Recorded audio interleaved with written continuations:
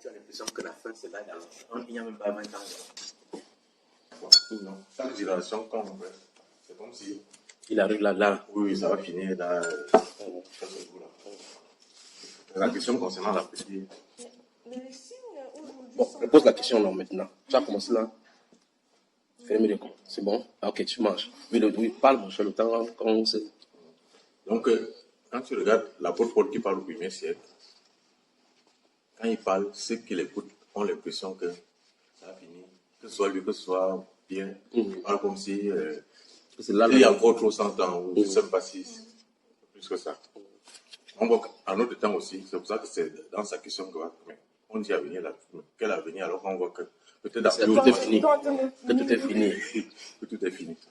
Donc c'est un peu comme ça que je comprends. Et que ça a toujours été la façon de Dieu de faire. Parce que lorsqu'elle m'écoute, elle voit que. Attends, il faut que c'est elle qui pose sa question. Mange, mon frère, mange. Tu as beaucoup de travail. Comment était votre nuit de prière? Vous avez prié pour moi, non? Il dit à ma femme qu'on dort. Et c'est vous qui avez fait ça. Vous avez prié, on s'est réveillé à 6h30.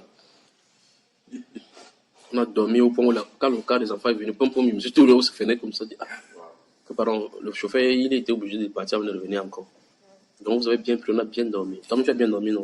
C'est eux qui ont prié. On y va. Ok, donc frère Junior, je disais que j'écoute un peu les enseignements, les prophéties même. Et quand on t'écoute, on a l'impression, tu vas bien sûr utiliser mon langage, mais qu'il y a un avenir glorieux. Pour l'Afrique, effectivement. Voilà. Au point où je dis même que les Blancs viendront demander le travail en Afrique. Donc c'est ma parole, ça. Exactement.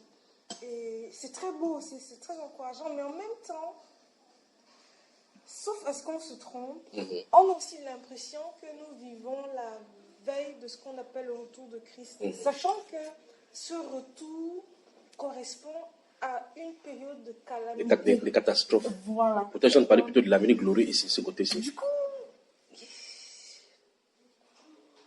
Comment concilier les deux? Comment concilier les deux? Ok. Mais qu'on lise quelque chose, d'accord? Ouvre le livre du prophète Isaïe. Tu sais, les temps et les circonstances appartiennent au Seigneur. Malgré que l'on va dire qu'il y a tel événement qui s'est accompli, tel événement qui s'est accompli, la souveraineté encore reste à Dieu, lui. Lisons le chapitre 19 d'Isaïe. Il y a des choses dans les Saintes Écritures que si tu lis, tu vas dire, qu'est-ce qui se passe?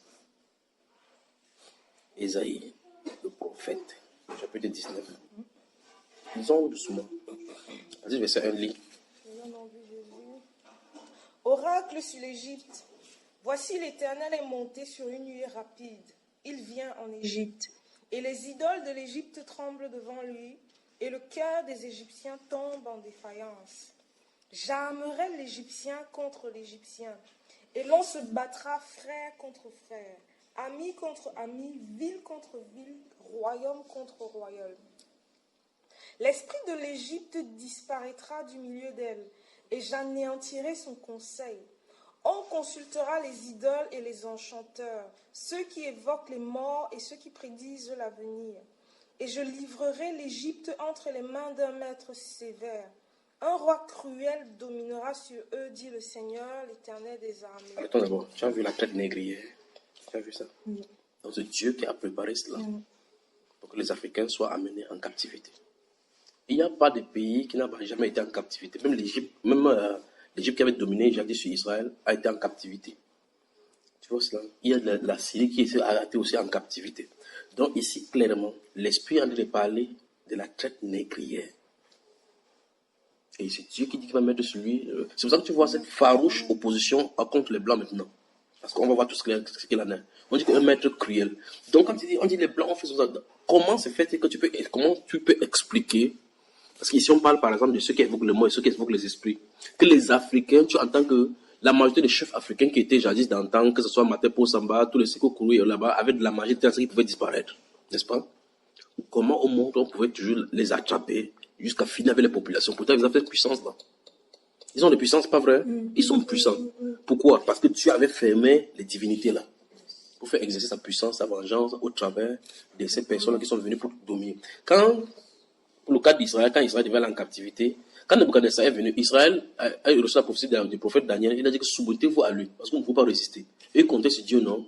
En d'ailleurs, compter sur Dieu, il vivait avec des divinités étrangères. Non. Il viendra ici, il détruira le palais, vous emmènera en captivité. Donc, il savait qu'ils avaient un background spirituel qui va les protéger. Mais comme c'est Dieu qui a dit, ainsi dit le Seigneur, sa volonté, c'est que vous soumettez à lui sous son joug, c'est son plan. Dieu a dessiné la cartographie du fonctionnement du plan des nations. Il y a un temps pour les nations. Jésus dit dans le livre de Luc, il dit que Jérusalem sera foulée aux pieds par des nations jusqu'à ce que le temps des nations arrive à son terme. Donc il y a un temps pour cela. Donc dans la programmation de Dieu, il y a un temps où, j'aime dans Dieu avec Jérusalem. Le moment va venir, il va restaurer Jérusalem. Parce que la Bible déclare qu'il désire la paix en son sein. Alors ici, il dit que l'esprit de l'Égypte disparaîtrait du milieu d'elle. Je pose la question. L'esprit des Africains, ça a disparu déjà. Ce que tu vois pour les traditions vaudou, c'est fini. C'est terminé. C'est pas terminé. Au plus, ils sont laissés réveiller maintenant très grave. Mais Dieu dit que ça disparaîtra du milieu d'elle. Ça n'a pas encore disparu. Donc ce n'est pas encore accompli. Donc certains passages ici, non pas, dans ces Isaïe ici, ont été accomplis. D'autres ne sont pas encore accomplis. D'accord? Donc je dis ceci. Dieu dit clairement qu'il va mettre un roi. Quand on dit un roi, ça ne veut pas dire que c'est un être humain. Un roi qui dominera sur elle. Maintenant, quand tu regardes la façon que les Blancs dominent sur l'Afrique, on dit seulement que d'autres personnes ont appris, comme l'autre a dit, l'Afrique est mal partie, que le continent africain est maudit, sommes nous maudits. C'est pas cela. C'est que quand là, les problèmes arrivent comme ça, au lieu que les gens consultent la volonté de Dieu pour savoir quelle est la volonté de Dieu, ils ne veulent pas savoir. Ils commencent à maudire. Donc, et des gens continuent à blasphémer. On dit que si les Africains abandonnaient les églises, ça résoudrait le problème. Ils passent leur temps là-bas à prier, alors que voilà, maintenant les Chinois, ils ne prient pas. Regarde comment ils avancent. Pour eux, quand les gens sont développés, quand il y a des gens qui passent en bas de l'eau, là-bas, c'est le développement. Tout développement qui n'est pas fait selon la volonté de Dieu, vous allez travailler pour Satan. Or, le dragon, le continent asiatique, c'est un continent contrôlé justement par le dragon. Tu vois cela? Et ils mettent dans pour quelle fabrication, ils mettent leur estampille sans déranger le dragon. Que ce soit les motos qui conduisent, les voitures qui font les t-shirts, les habits, ils mettent le dragon. Ça, on ne voit pas. Tu vois cela, ça devient comme un symbole. La personne qui a guéri les chrétiens, on porte l'habit chinois avec le dragon dessus. Et la Bible des chrétiens dit que le dragon est le symbole même de Lucifer. Donc, tu vois que les gens commencent à blasphémer que c'est parce que ce qui dérange l'Afrique, au lieu de dire que ce sont les ancêtres qui dérangent l'Afrique, ils disent que c'est l'Église qui dérange l'Afrique. Bon, je pose la question. Avant que l'Église vienne en Afrique, les Africains étaient développés. Tu vois un non-sens, n'est-ce pas? Donc, ok, nos ancêtres connaissaient Dieu. On n'a pas besoin de passer le temps à crier le nom de Jésus. Donc, en fait, c'est Jésus qui les dérange. Tu vois cela? Donc, tu vois le blasphème qui se passe. Donc, quand le Seigneur permet que ces choses arrivent, les gens, au lieu de se repentir, ils blasphèment. Ils disent, ils cherchent les boucs émissaires, que c'est l'église, parce que les Africains font ça, c'est pour ça qu'ils ne développent pas. Je pose la question, vos grands-parents, comment ils ne créaient pas dans les églises? Ils étaient développés? Ça, c'est un. Des deux, avant qu'on les vienne, nos grands-parents étaient puissants. Ok, ils étaient puissants. Pourquoi ils n'ont pas arrêté les maîtres, parce que ce sont eux, Douala Mangabel, Maté Paul Samba, pour le cas du Cameroun, et Sembe et Ousmane de l'autre côté là-bas, ce sont ces gens-là qui ont livré l'Afrique. D'autres ont été des traîtres qui ont livré l'Afrique entre les mains des occupants. Ils ont, en prenant les coris, prenant du sel avec de l'huile, des parfums, avec les torches. On a trompé avec les torches. Pas vrai? Ce sont les Africains qui portaient les Africains pour aller à la porte des sorties là-bas au Sénégal, la porte de traite des esclaves pour pouvoir livrer au comptoir. C'est pas ça? Alors je pose la question. Quand ils sont venus, les Africains étaient-ils développés? Non. Y avait-il les problèmes de l'église? Donc ça veut dire que c'est une bête histoire que de penser que c'est l'église qui fait que l'Afrique ne développe pas. Tu comprends cela? Voilà. Donc au lieu que les gens cherchent de vrais problèmes, on commence à chercher des boucs émissaires. Que c'est parce qu'on passe le temps dans les églises pour prier. Quand on passe le temps dans les églises pour prier, ça empêche que vous vous développez. Ils dorment là-bas, ils dorment toujours là-bas, ils mangent là-bas. Donc tu comprends que c'est une nonsense, n'est-ce pas? Alors, donc au lieu de chercher les véritables solutions, le vrai problème que Dieu a de dire que c'est en réalité, ce sont les esprits ancestraux qui créent des problèmes en Afrique. Moi, je pose la question. S'ils sont puissants, ils marchent dans les eaux, ils sortent, ils disparaissent, ils peuvent faire disparaître des choses. Pourquoi ils ne font pas que les blancs disparaissent? Tu vois cela? Parce que malgré qu'ils font comme ça, malgré que les blancs viennent, ils sont endossés par le Saint-Esprit.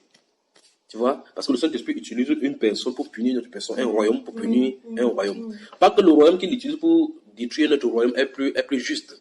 Non, il t'utilise parce que quand Dieu a utilisé Nebuchadnezzar pour détruire Israël, après il a dit que non. Comme si tu étais le matin de même, il t'a demandé de taper Israël. Tu as tout tapé. Pour cela, je vais te montrer. Donc tu vois, maintenant il revient aussi pour le corriger. Alors, donc quand Dieu fait ces choses, c'est pour qu'on le craigne. Alors Dieu a prophétisé la traite négrière. Et là, il dit qu'il va le soumettre. Maintenant, il va soumettre jusqu'à quand? Continue la lecture. Verset 5. Les eaux de la mer tariront, le fleuve deviendra sec et aride. Les rivières seront infectes, les canaux de l'Égypte seront bas et desséchés. Les joncs et les roseaux se flétriront. Ce ne sera que nudité le long du fleuve, à l'embouchure du fleuve. Tout ce qui aura été semé près du fleuve se desséchera, se réduira en poussière et périra. Les pêcheurs gémiront. Tous ceux qui jettent la meçon dans le fleuve se lamenteront, et ceux qui étendent les filets sur les eaux seront désolés. Ceux qui travaillent le lin peigné et qui tissent des étoffes blanches seront confus. Les soutiens du pays seront dans l'abattement. Tous les mercenaires auront l'âme attristée. Les princes de Tsoan ne sont que des insensés. Les sages conseillers de Pharaon forment un conseil stupide. Comment osez-vous dire à Pharaon, je suis fils des sages, fils des anciens rois? C'est terrible. Continue. Où sont-ils donc tes sages? Voilà. Qu'ils te fassent des révélations et qu'on apprenne ce que l'Éternel des armées a résolu contre l'Égypte. Maintenant, liste cette phrase ici maintenant, en passant Égypte par Afrique. Allons-y. Verset 12. Où sont-ils donc tes sages? Qu'ils te fassent des révélations et qu'on apprenne ce que l'Éternel des armées a résolu contre l'Afrique. Voilà, parce qu'en fait, à ce moment-là, l'Afrique, c'est pas le nouveau nom qu'on a donné. Pas, on n'appelait pas ça le continent africain. Ce sont des cités des royaumes. Là, la question que je pose, c'est est-ce que ces gens se connaissent que le plan de Dieu pour l'Afrique? C'est Dieu qui pose la question. Okay, comme vous êtes trop sages là, vous êtes des magiciens là-bas, vous êtes qui en Afrique là-bas, dites ce que Dieu a résolu pour l'Afrique. Autrement dit, il a nous invité ici clairement qu'il y a un plan de Dieu pour l'Afrique. Je vais aller doucement à ta question, d'accord? Allons-y. Les princes de Tsoan sont fous. Les princes de Noph sont dans l'illusion. Les chefs des tribus égarent l'Afrique. Tu entends ça? Maintenant, quand quelqu'un va au pouvoir, pour qu'il va au pouvoir, tu entends seulement qu'il faut être dans la franc-maçonnerie. Il faut être dans la CC, il faut être dans la secte. Si tu n'es pas haut placé, parce qu'il faut le pouvoir, l'importance de ce sommet de pouvoir, pour que et ça devient comme une culture. Pour que tu prennes le pouvoir là-bas, on t'amène dans l'initiation, on t'amène dans la forêt.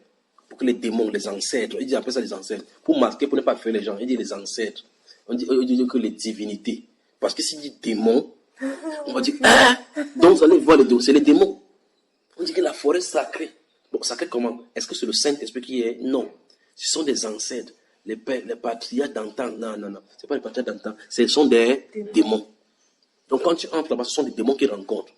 D'autres entrent comme ça là. Il y a le gros serpent qui entre, ça vient vers lui, ils avalent. Ils ouvrent la bouche, tu ouvres. Ça entre comme ça, tu avales. Il dit, mais tu vois un gros serpent qui entre dans quelqu'un. Donc quand il tu veux, voilà. Tu vois le chef qui est là, comme ça, commence à avoir le discernement. Tu me suis? Il dit que ce sont ces gens qui sont égaux. Donc, on n'a pas dit ici que l'Église égale l'Afrique. On a dit ça quelque fois ici. On dit que ce sont les qui?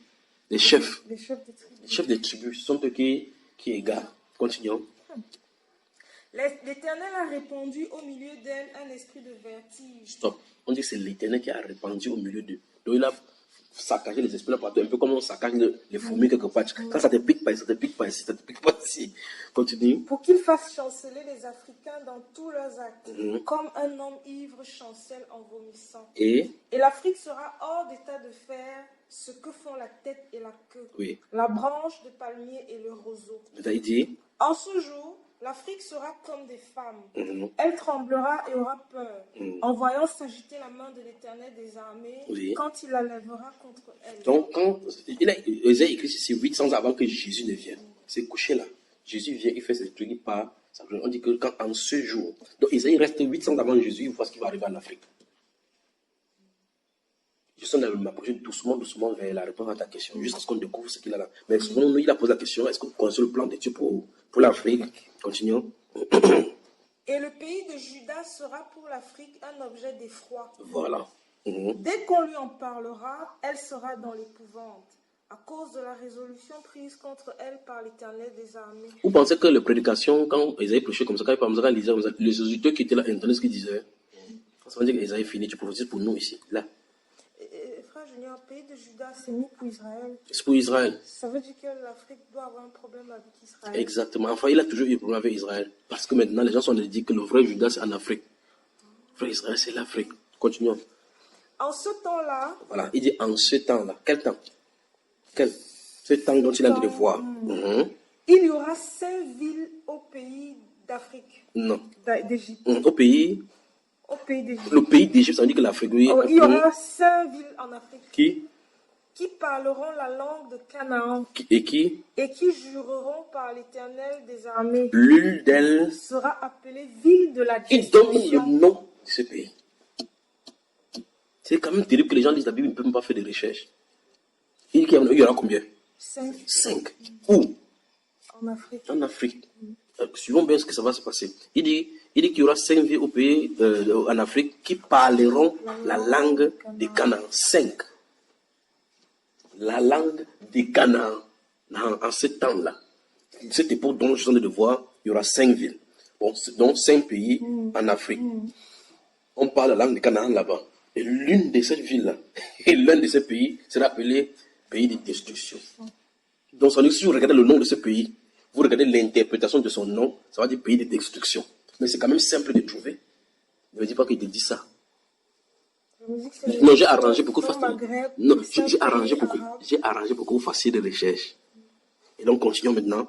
Il dit, En ce même temps, donc, du moment qu'il y a ces 5 pays, il y aura un autel à l'Éternel Oui. au milieu de l'Afrique. au milieu de l'Afrique. Et sur Bon, non, stoppons là-bas.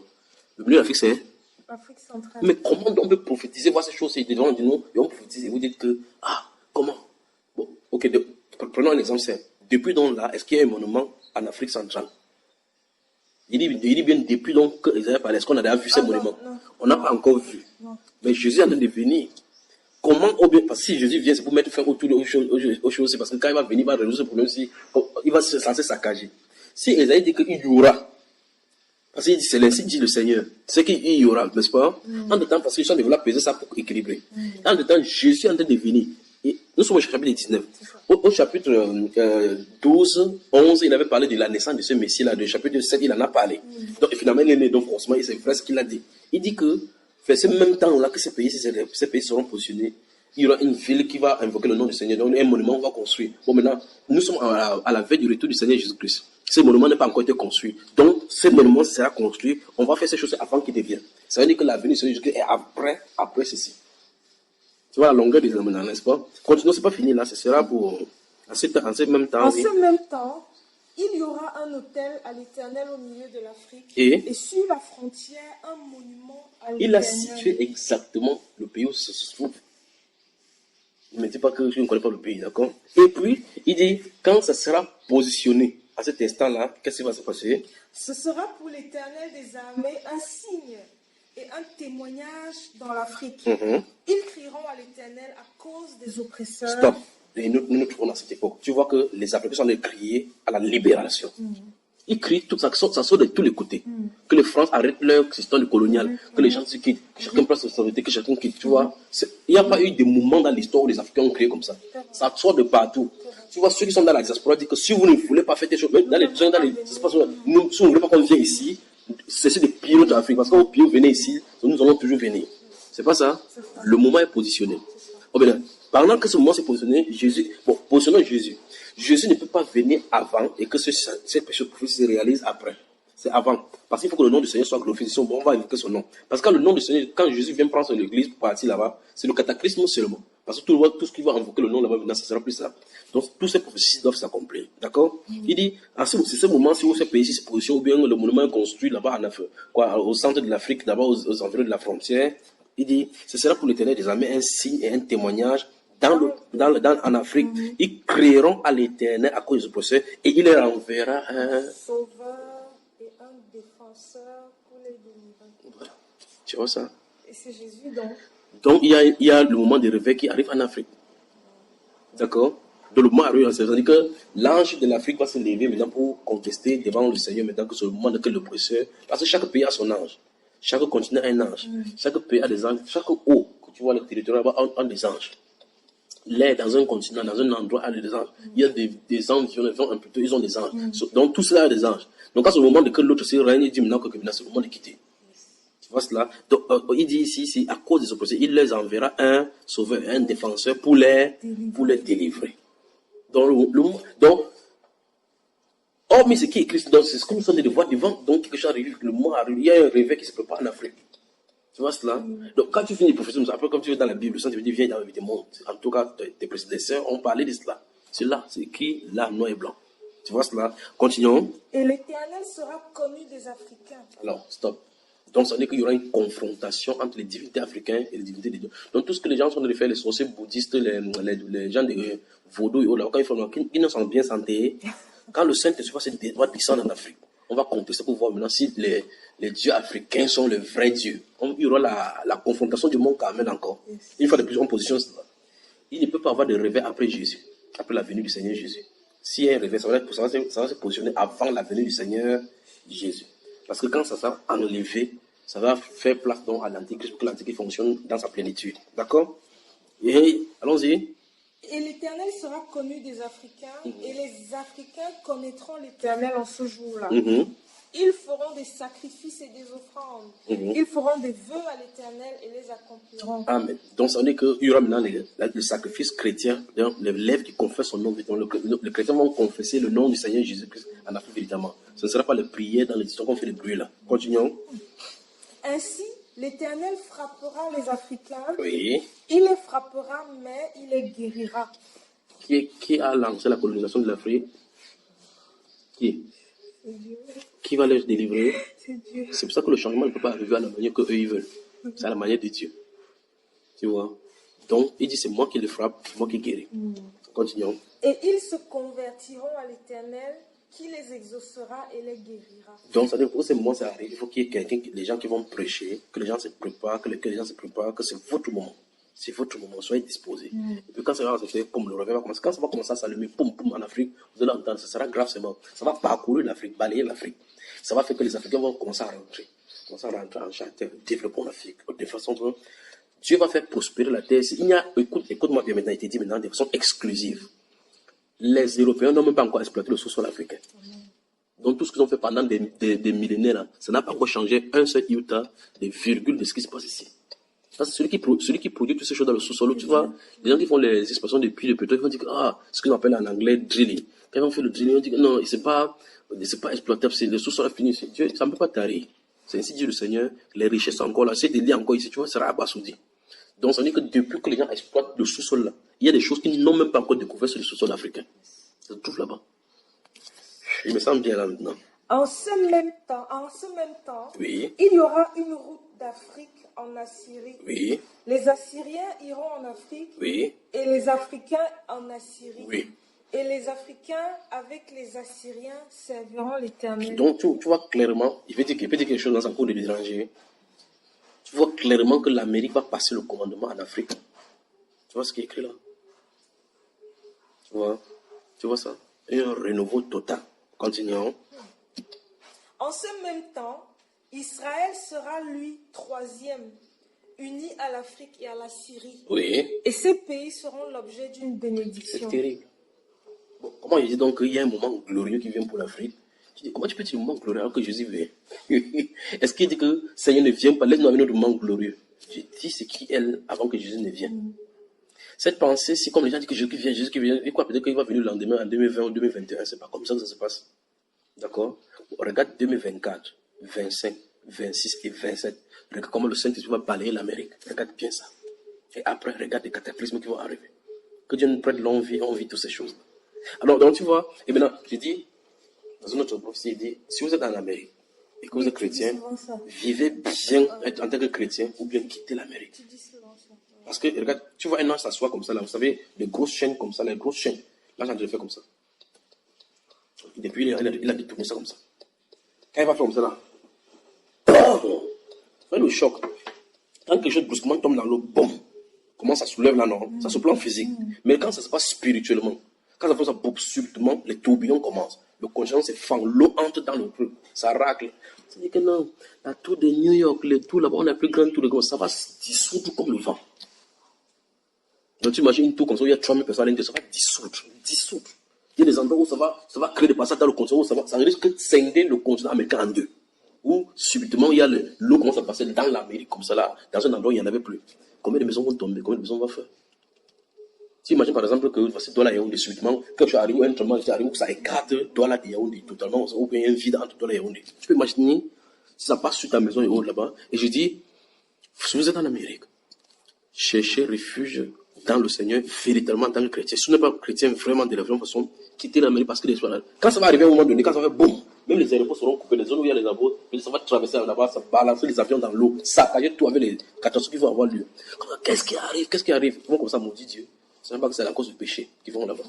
Ils disent Los Angeles, la cité des anges. Et ça fait mal au cœur de Dieu. Ils appellent ça Los Angeles. Et ce qu'ils font là-bas, c'est la perversion sexuelle. Tu vois ça? Hollywood. Après, ils disent Hollywood. Tu sais ce qu'ils disent Hollywood? Le Saint bois. Le Saint bois. Ils parlent du calvaire comme ça. Ils ont mis ça sur la colline pour montrer qu'est-ce que son fils vont. Ils se moquent du Seigneur Jésus. Tu vois cela? Oh, le Seigneur Jésus est allé sur le mont Golgotha pour porter ses croix d'ignominie pour sanctifier le peuple. Qu'est-ce qu'ils font? Ils créent Hollywood. Ce qu'ils appellent Hollywood, c'est-à-dire Hollywood, c'est-à-dire que le holy, ce qui est saint, le bois saint, ils se mettent ça sur le clôture. Ils disent que dès là-bas, ils vont distiller le péché dans le monde. Il y a quelque chose qui a perverti la terre comme Hollywood. Donc, ils sont des là. Et Jésus dit, okay, comme vous me challengez, je vais le montrer. Observez la colline de Hollywood au monde dans le film chaque fois. Observez quand cet enfant vient de tourner, ce chose va frapper. Tu vas voir ce qui va se passer là-bas. Ça va se passer à la télévision. Tu vois? Alors, donc, quand Dieu a résolu donc, de bénir l'héritage en Afrique, tu sais pourquoi? Parce que c'est un tribut israélien qui se trouve en Afrique. Dans l'affaire est vraie, frère. Quelle affaire? Puisqu'on dit qu'il y a des juifs africains. Absolument. Bon, même si on ne l'utilisait pas, c'est ce qui est naturel. C'est que les juifs ont été dispersés sur toute la terre. C'est Dieu qui a dit qu'il va les disperser au nord, au sud. C'est pas seulement dans le continent africain. Au continent américain, il y a des juifs là-bas. Chez les Amérindiens, il y a les juifs là-bas. D'accord? Parce que Dieu il les a fait disperser au nord, au sud. Mais il dit, le moment va venir, il va dire, viens, ils vont venir. Il y a des cultures en Afrique qui n'avaient pas de livres, mais ils s'est raconté de bouche à oreille. Quand tu regardes, tu vois que c'est culture juive. Tu vois, donc il y a les Africains noirs comme ça, des Pocons, qui sont des juifs. Donc, alors, tu vois que son héritage se trouve dispersé là-bas. Mais c'est Dieu qui le connaît, les souches. Même si quelqu'un ne connaît pas sa généalogie, je crois que Dieu connaît le sang là. Comment il va le faire revenir là-bas? D'accord? Donc les Africains, il y a un réveil en Afrique. Et là, nous sommes très proches de ce réveil ici maintenant. Ce qui se passe maintenant, c'est que Dieu de vouloir balayer l'ancienne génération avec tous ceux qui sont les porteurs de lumière pour briser l'esprit du Pharaon et cet esprit de conduite. Comme il a dit, il va verser son esprit en Afrique. Dans le texte aussi, Assyrien, c'est le plus... Ah, c'est pour ça qu'il était dit qu'il ne me pose pas de questions, parce que vous voulez dire des choses. Vous voulez me dire des choses, vous voulez qu'il dise des choses. D'accord? Donc, il y a dans les textes prophétiques l'Assyrien qui désigne un pays spécifique selon ce que Dieu a dit. Il utilise le même mot pour Assyrien, mais il a dit un autre pays. Parce que remarque bien que dans ces textes, il parle de l'Assyrien qui va se joindre à Israël. Donc, ils sont de connivence avec Israël, puis l'Afrique maintenant, pour que les bénédictions courent. Maintenant, de l'autre côté, dans le livre de Michée, maintenant, cette fois-ci, il dit que quand l'Assyrien va, allons dans le livre de Michée, le prophète. Michée, le prophète.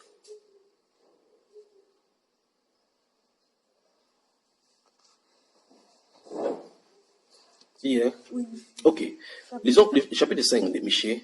C'est au verset 5 que ça se trouve. Donc, lit à partir du verset 1 jusqu'au second le jour là-bas. Oui. Okay. Donc, il dit c'est le verset 5 qui nous intéresse. Mais garde à l'esprit que tout à l'heure, au chapitre 19 d'Ésaïe, le prophète, il y a l'Assyrien la route qui se joindra à l'Égypte pour que les routes là soient connues et les trois pays, donc finalement, vont être une bénédiction. Maintenant, regardons cet Assyrien ici, cette fois-ci maintenant, Michée. Maintenant, fille de troupes, rassemble tes troupes. On nous assiège, avec la verge, on frappe sur la joue le juge d'Israël. Et toi, Bethléem Ephrata, petite entre les milliers de Juda, de toi sortira pour moi celui qui dominera sur Israël et dont l'origine remonte aux temps anciens, au jour de l'éternité. C'est le prophète Michée qui en a parlé. Il parlait de qui ici? Jésus. Donc tu vois qu'il a vu Jésus-Christ longtemps avant, plus de 700 ans. Il dit, toi, comme il a dit, c'est ça qui est passé. Comme si c'est passé. Le verset qui est en train de suivre, tu vois que le verset 2 a été déjà accompli. Tu vois, dans le verset 1, il a dit clairement que c'est quand même curieux ces gens-là. Donc tu vois que c'est la Bible est comme une forêt dense dans laquelle Dieu a dissimulé les choses. Où tu entres, c'est comme un labyrinthe. Tu entres là-bas, tu dis qu'on a semé que tu dois fouiller et les classer. Si le verset 1, il a dit de parler à Seigneur en disant que voilà le juge, votre juge, Jésus qu'on a été giflé. Effectivement, quand il était là, on a giflé. Que prophétise. Toi, tu dis que tu es là, prophétise. C'est pas ça, hein? Puis il dit que de toi sortira un chef. Normalement, on pouvait dire, si on veut arranger, on dit que de toi sortira un chef qui est ceci, on va le gifler. Mais il dit qu'on va le gifler. De toi sortira un chef.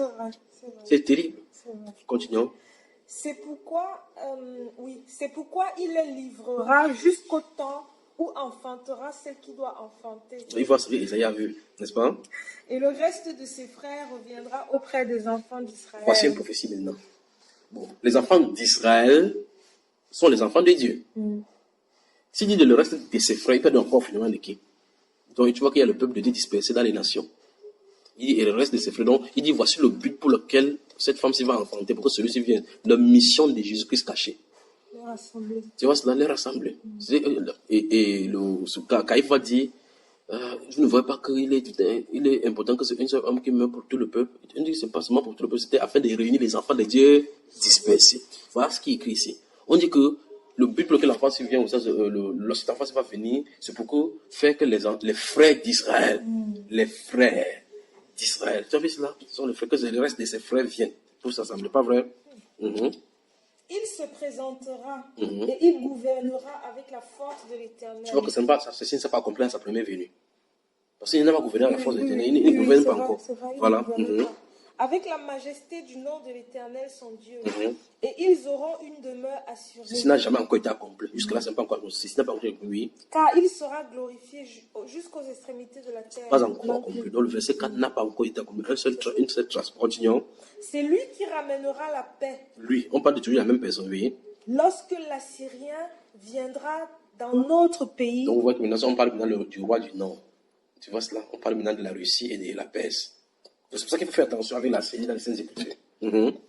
Lorsque l'Assyrien viendra dans notre pays et qu'il pénétrera dans nos palais, nous ferons lever contre lui 7 pasteurs et 8 princes du peuple. Quelqu'un entre dans la Syrie pour aller faire la guerre, tu cherches plutôt le pasteur pour aller contre lui, c'est comment? Tu vois le problème. Donc en fait, tu vois, dans le livre des prophètes Ézéchiel, il a vu cela, il a vu ce qu'on vous appelle la guerre de Gog et Magog qui vont se lever. Ils vont venir du nord, ils vont envahir, ils vont prendre ces peuples farouches là-bas. Donc la coalition Chine, Iran, parce que quand pour bien saisir ces choses dans les Saintes Écritures, il faut placer l'Iran avec son ancien nom, la Perse. Quand tu parles avec la Perse, tu vois dans la Bible que la Perse est censée s'élever vers les alliés contre Israël. Donc, et puis tu vois que ce qui va arriver, donc, et le roi du Nord va venir, le roi du Nord. Chaque fois que tu vas voir le roi du Nord, il faut suivre la Russie, c'est ça dans les questions. Donc, le grand chef qui va contrôler, qui va implémenter les choses puissantes de l'Antichrist sur la terre, c'est celui qui vient après Vladimir Poutine. Donc, bientôt, Vladimir Poutine va mourir subitement, coupé de la scène. C'est le quartier, Nous sommes le 6 janvier 2021. Donc, bientôt, bam, il va quitter la scène subitement, bizarrement. Parce que Dieu veut, comme il a voulu accélérer la vie, il va accélérer partout. Des choses bizarres qui nous vont arriver sur la terre-ci. D'accord? Je disais de regarder dans une vision sur l'Amérique, j'ai vu quelque chose de lourd. Elle est descendue comme ça du ciel. Quand je n'avais parlé cela, il est descendu comme si c'est positionné là-bas. J'étais dans le continent en bas, j'observais ces choses-là, c'est déroulé. On était sous le globe. Quand il a vu descendre du ciel, c'est positionné là-bas sur le continent. Quand il regardait la façon dont il était en face de moi, il s'est tourné à sa droite, il a regardé. Sa cible était l'Amérique. Tu vois, cet ours-là s'est tenu comme ça, il s'est levé. Et puis c'était, le Saint-Esprit dit l'ours polaire. C'est donc celui du Nord, le chef du Nord. Et tu remarques que ça ne peut pas être Vladimir Poutine. Parce que Vladimir Poutine a déjà lavé son incarnation. Donc il y a notre qui descend, il y a notre esprit qui va descendre pour incarner. Donc cet esprit est déjà sur quelqu'un qui va remplacer Vladimir Poutine. J'ai juste dit, j'ai vu cet ours-là s'est tenu sur ses pieds, et il a regardé comme ça, farouche.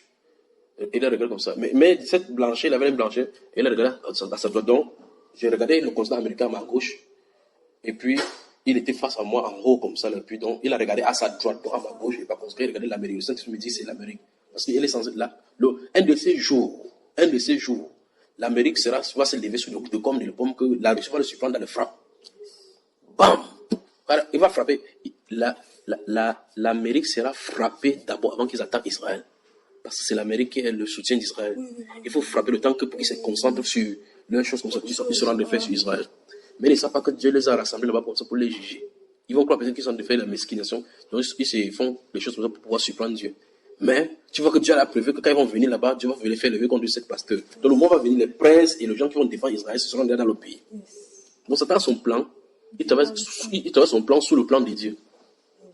Tu vois? Donc, et Dieu dit dans les Saintes Écritures que ils viennent comme ça attaquer son pays. Ils oublient, si tu disais Zacharie 12 et 14, il dit qu'ils sont ignorants du fait que c'est lui qui les a rassemblés. Donc quand il dit que allons faire Israël, alors quand il dit allons, Dieu dit que S'il te plaît, allez attaquer mon peuple, que je vous montre que je suis Dieu. D'accord? Alors, dans toutes ces choses-ci, donc, continue un peu. Ils feront avec l'épée leur pâture du pays d'Assyrie et du pays de Nimrod au-dedans de ses ports. Ok, tu vois donc que finalement, il place la Syrie avec le pays de Nimrod, dans la zone de Mésopotamie, oui. Et il nous délivrera ainsi de l'Assyrien lorsqu'il viendra dans notre pays et qu'il pénétrera sur notre territoire. C'est bon. Donc tu vois clairement que le problème d'Israël, le danger, c'est même pas les Juifs qui sont, les Arabes qui sont à côté de lui. Parce que c'était pour les Arabes qui sont là-bas. Et même Dieu, sur lui, il dérange. Regardez bien qu'il sauve son pays. Son pays est petit comme ça là. Quand tu prends le cas, il y a qui dans la maison ici? Non mais c'est dans ta chambre. Va dans ta chambre, tu prends le globe là qui est là-bas. Tu vas aller. Le Seigneur est bon, n'est-ce pas? Après, quand tu vas l'accompagner, il faut que tu rentres, tu dors, tu éteins ton téléphone, tu dors bien. Il était bien. Ça va, si tu es fini, tu peux t'allonger là-bas. Alors, regardons Israël ici, ah, l'Afrique, mon Afrique, comment il me sent là. Tu vois que j'ai mis un colorant là-bas. Essaye de regarder, puis tu regardes les pays alentours. C'est vrai que c'est petit. On pourrait utiliser la loupe. Liban. Oui. Syrie. Oui. Irak. Oui. Jordanie. Oui. Turquie. Oui. Iran. Oui. Ici, là, c'est qui, là? Il y a le Kurdistan et quoi dedans? Les Astrakhan. Bon, dis-moi celui qui est l'ami d'Israël là-bas. Dis-moi un peu, donne-moi un pays là qui soit ami d'Israël. Bon, il n'y a que l'Égypte, puisqu'ils se sont un peu rapprochés. Oui, que le président de notre a fait comme ça, mais l'Égypte est loin de lui. Ok, bon, je pose la question. Tu vois que ce que Dieu a fait avec Israël, c'est la même chose qu'il a fait avec nous. Israël, c'est son peuple. Parmi tout le monde entier, il pouvait créer le territoire d'Israël quelque part là-bas, le mettre là-bas pour les protéger, pas vrai? Pour montrer qu'il est puissant, il va les mettre au milieu de ses ennemis là-bas. Quand Jésus nous a sauvés, il a fait quoi? Il a dit, je vous laisse dans le monde, n'est-ce pas? Il dit, prenez courage, j'ai vaincu le monde. Donc les vérités de Satan qui fait sur nous, là, c'est exactement ce que Satan fait avec Israël. Donc Dieu n'a pas fait des choses pour Israël, il fait différemment avec l'Église, c'est la même chose. Il sauve Israël, il finit de prendre l'Église, il va lui donner le pays qui ne lui appartenait pas, il prend ce pays-là pour lui, il donne, il dit, restez ici, il vous a planté, ces personnes ne peuvent vous donner. Et le Seigneur va faire comment? C'est pour ça qu'il n'y a pas des choses que... Ils sont à côté, pourquoi ils ne font pas la coalition frappe Israël?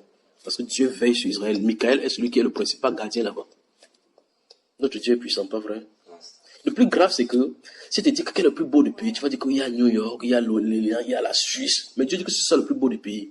Si tu regardes, tu vois le sable avec les montagnes qui sont cette. Le type, s'il voit même quoi qu'il soit beau, ici, qu'est-ce qu'il y a là-bas? Tu vois le globe, si tu dis mince. Normalement, en physique, on dit que le centre de gravité, le centre c'est à tel endroit. Mais lui, il appelle ça sur le centre du monde là-bas. Tu vois, parce que ce qu'il appelle centre, c'est parce que nous appelons centre. Voilà notre Dieu. Tu vois ça?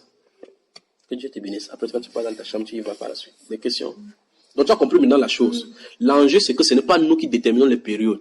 L'enjeu, c'est qu'il y a des prophéties qui sont censées s'accomplir avant la venue de Jésus-Christ, qui sont parce qu'il y a une grande moisson qui doit se préparer. Joël chapitre 2, ces examens-là qui montent les murs et qui sont imbattables, ça n'a pas encore été accompli. Tu vois, une partie de Joël a été accomplie lorsqu'il a commencé à verser son esprit à la Pentecôte. Donc, il y a eu une puissante visitation qui va venir maintenant pour que Joël 2, s'accomplit totalement. Est-ce que la montée de... Parce que si on suit, par exemple, ce qui se passe aux États-Unis, jusque dans une des vidéos sur Bambaïba, oui. toi-même tu disais que c'est plutôt Kamala Harris qui veut... Oui, on veut placer une femme là-bas. Des alliances, Non, elle a été préparée dans le satanisme. Ah, voilà. Ne regardez pas son visage comme ça. Elle a été préparée dans le satanisme. C'est terrible. Quand elle rit, tu vas remarquer que son rire n'est pas normal. Elle rit seulement pour force, parce que c'est ça l'image qu'il faut présenter à la caméra. Quand tu ris que c'est naturel, normalement quand tu souris, que c'est naturel, on sait. Si tu es au bureau, on t'a dit quelque chose qui te fâche, tu ris. De toute façon, tu ris jaune, on sait que tu ris jaune. Tout ce rire, il n'y a pas ce rire qui soit naturel.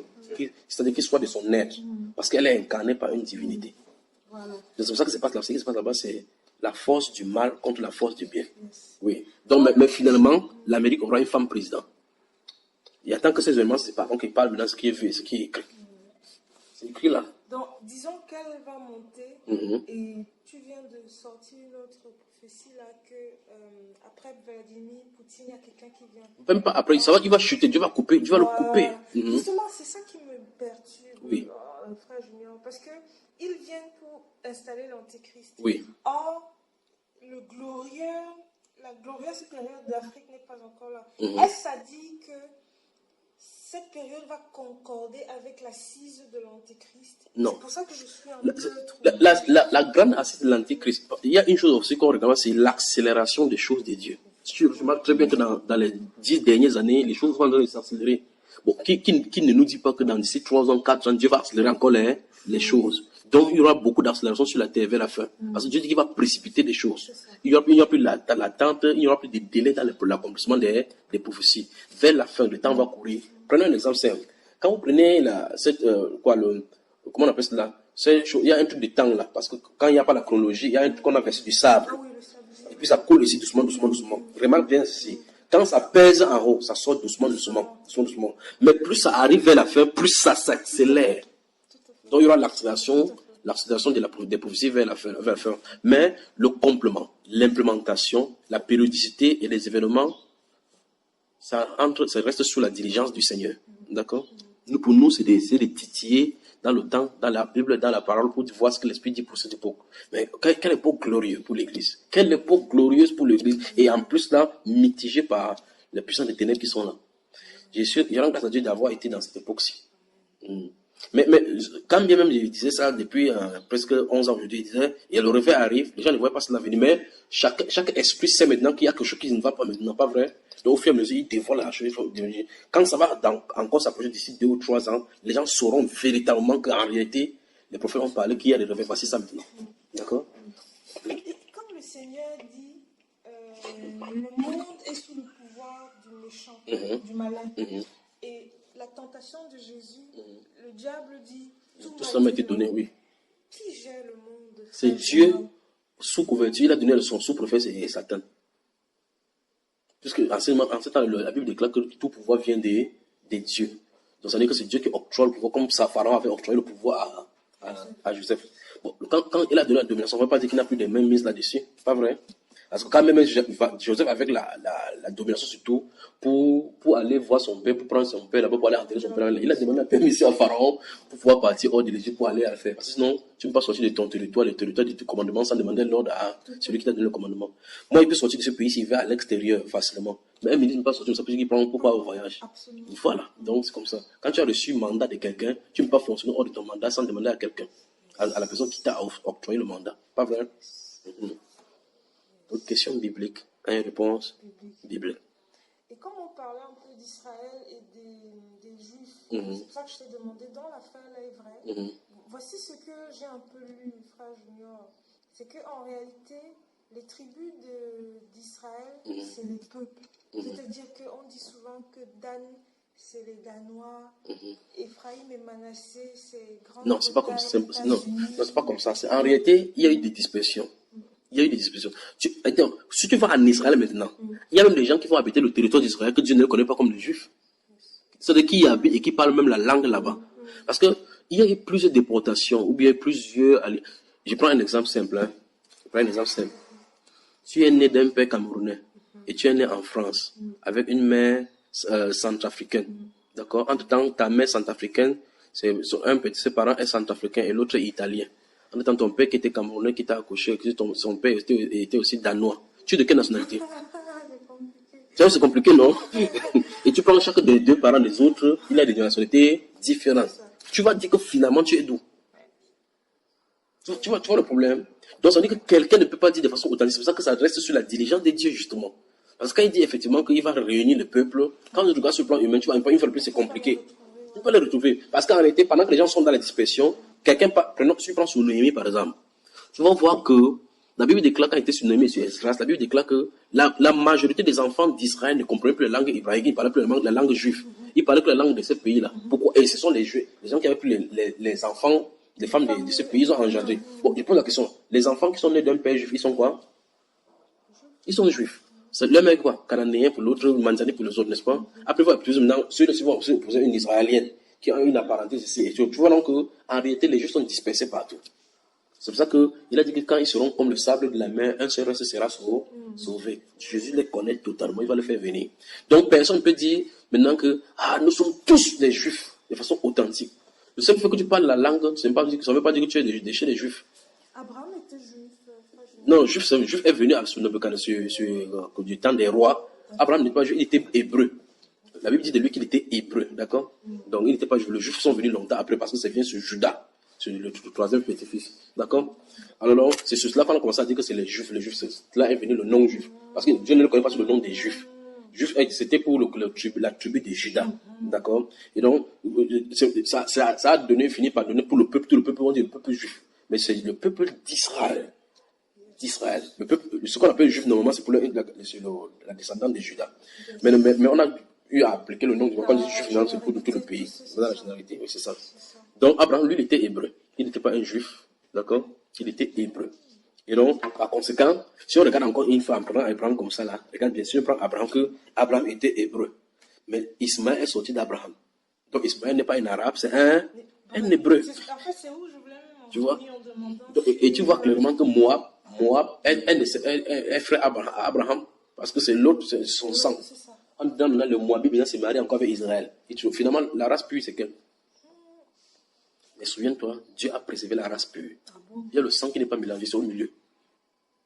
C'est ça les 144 millions? Non, c'est ça, ce sont des gens particuliers qui seront suscités dans la lignée. Mais tu remarques très bien que quand Abdias avait fait sortir les gens là-bas partout, enfin le prophète Abdias avait fait sortir les gens pour les garder, j'ai gardé ici 100.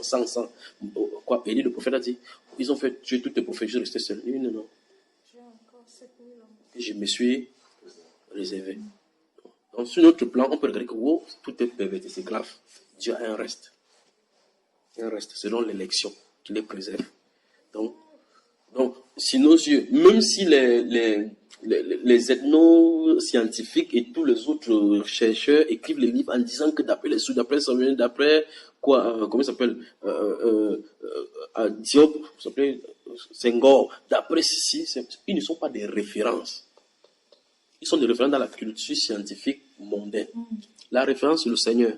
La Bible dit que le Seigneur connaît ce qui lui appartient. Tu ne peux pas dire que les Juifs sont les chrétiens, les Juifs sont les Africains sont les Juifs. Sur le peuple juif là-bas, quand Dieu parle d'Israël, il parle de Congo. Non.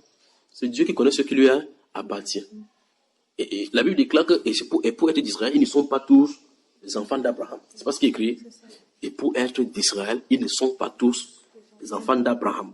Et pour être d'Israël, ils ne sont pas tous. Donc, tu peux être naturellement d'Israël en disant ton droit de naître que je suis né de la généalogie, ceci. Abraham dit que non. Quand il comptait les histoires, il n'a pas vu ton nom sous moi. Tu vois, on se retrouve là maintenant. On est en lettres les mains sur la terre en écrivant des livres pour dire. Il y a d'autres sur la. Il y a d'autres, c'est Kotunde ou c'est Kotunde qui font des démonstrations de l'africanologie, de la Bible. Il a le docteur. C'est un esprit brillant.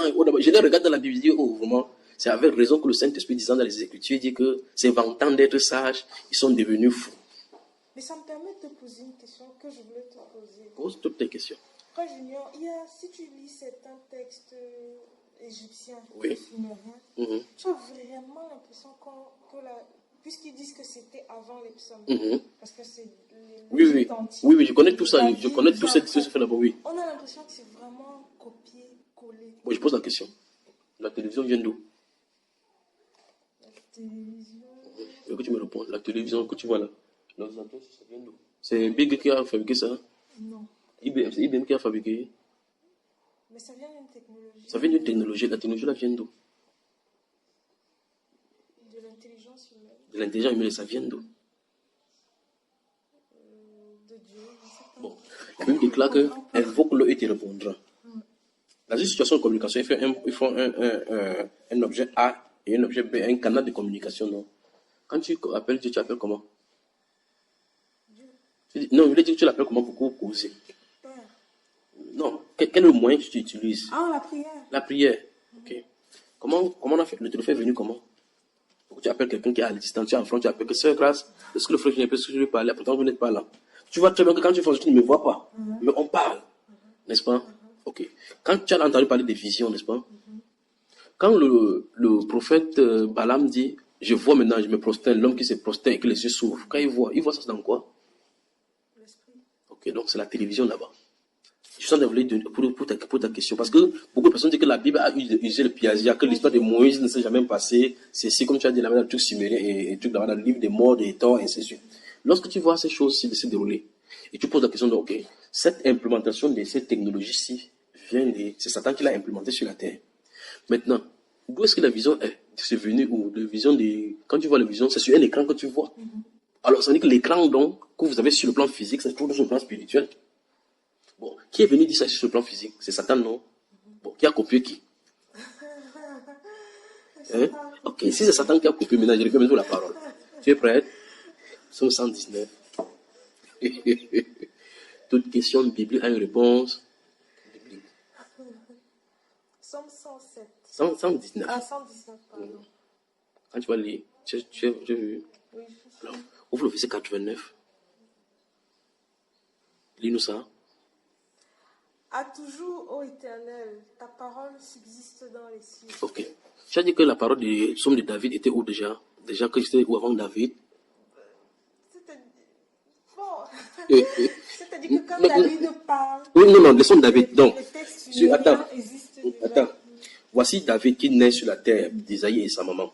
Il vient, après comment on va louer l'Éternel, louer. Après quand on constate cela, on voit que ce qu'il écrivait par inspiration, c'était dans un autre livre, pas vrai? C'est ça. Okay. C'est dans un autre livre qui le précède. C'est-à-dire que ce livre-ci, si on veut faire le truc des copies, on va dire maintenant que David a copié, comment on appelle cela? A plagié ce texte-là, non? C'est ça. Ça, c'est que les Africains, ça, c'est ces esprits instruits utilisés pour démonter la Bible, pas vrai? Mais on va voir vraiment qui a plagié, qui c'est ça que je vais montrer. Alors donc, si cet esprit, si les personnes qui sont les auteurs de ces premiers livres jadis, qu'on dit que David a copié, je pose la question, David avait ses extraits des Bibles? Ok, bon, ça veut dire qu'il a reçu son inspiration de là aussi, c'est reçu l'inspiration, pas vrai? On avance. Mais, Psaume 119 dit verset 49 que quoi? Verset 49. Toujours, ô Éternel, ta parole subsiste dans les cieux. Donc cette parole c'était dans les cieux, n'est-ce pas? Bon, maintenant, qui était dans les cieux, qui est descendu sur la terre? Jésus, Dieu. Qui on a chassé du ciel? Ah, Satan. Donc, il connaissait ses paroles, ce qui est dans les cieux. Yes. C'est pour ça qu'il a donné ce nom à ses êtres.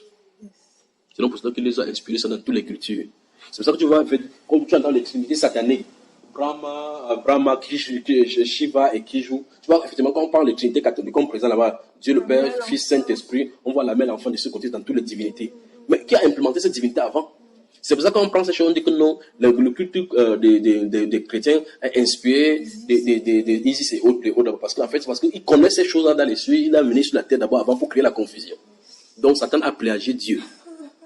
Donc ce n'est pas l'histoire de David, ce n'est pas David qui est la chose. David est une personne qui est venue sur terre. Oh, tu vois que quand il a de parler, quand il chante, il prend son truc dans des chants, il ne lit pas un livre. Il chante par inspiration et ça vient. Oh, il chante que, ouvrons Hébreux chapitre 10. Merci Père, merci Père. Merci. Chapitre 10. Lis à partir du verset 1.